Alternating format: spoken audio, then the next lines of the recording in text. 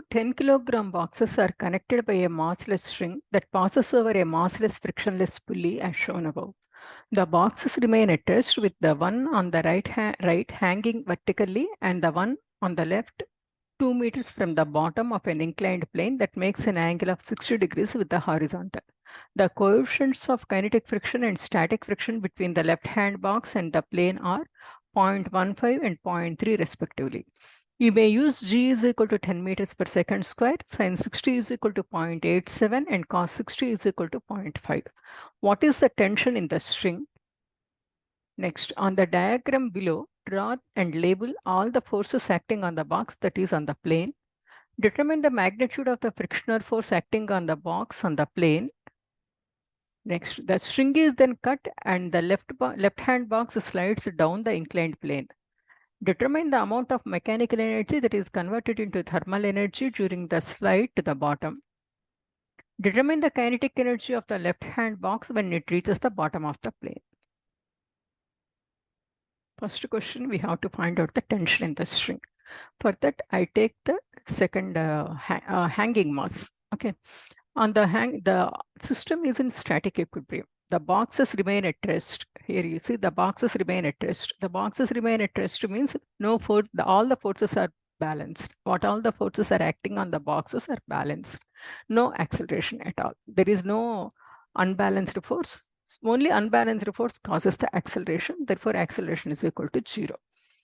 Here, when I take that one, Ft is equal to Fg. Here, tension is, see the free body diagram. Tension is acting upwards, gravity downwards. Therefore, Ft is equal to Fg. Your Fg is equal to mg. Therefore, m is 10 kilograms. And then g is equal to 10 meters per second square. Therefore, that is equal to 100 newtons. Obviously, Ft is equal to 100 newtons. Next, he is asking us to draw the free body diagram for the block on the incline. Tension acts in the upward direction, Fg parallel in the downward direction, and friction in the downward direction. Okay, and then Fg acts at an angle 60 degrees, and then this is Fg perpendicular, and this is Fn. These are the forces acting on the block. Now, determine the magnitude of the frictional force acting on the box on the plane. We have to find out the frictional force acting on the box, which is on the incline. Now, for that, we will write the net force along the x direction.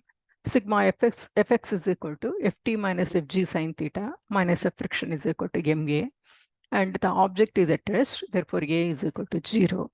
This implies f friction is equal to ft minus fg sine theta. Fg sine theta is equal to 87 newtons, and then F tension is 100 newtons. Therefore, F friction is equal to 13 newtons. Remember, this is the static friction. Okay, because the object is at rest. Next, the string is then cut and the left-hand box slides down the inclined plane. Now the box is sliding. Determine the amount of mechanical energy that is converted into thermal energy during the slide to the bottom. So here, how much thermal energy is converted? To find the thermal energy, we have to calculate the work done. You know, there is work energy theorem. So work done is equal to energy, change in energy. Therefore, here, what is happening here? Work done by the friction contributes to the thermal energy. So work done by the friction, we have to calculate the friction. Friction is equal to mu k Fn.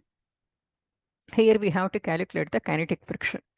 Therefore, Fn is equal to Fg perpendicular. Fg perpendicular is equal to Fg cos theta, that is 15 newtons.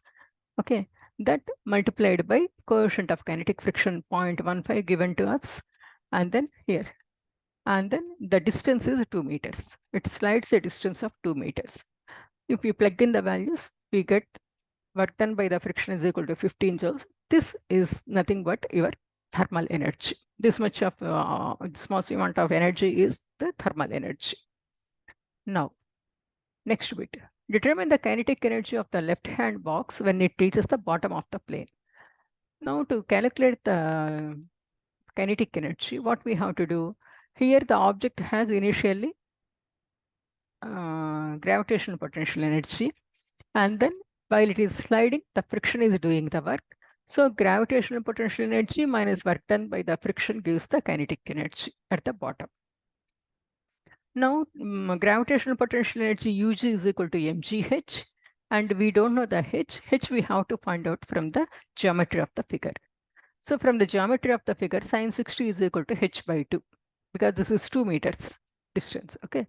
So h by 2. Therefore, h is equal to 2 sine 60 that I wrote here. Mass is 10 kilograms, g is equal to 10 meters per second square, and then h is equal to 2 sine 60. Plugging in the values, I get 174. And subtract the work done by the friction, then the remaining amount, the remaining value is the kinetic energy. That is nothing but 159 joules. That is the answer for this question. Hope this helps.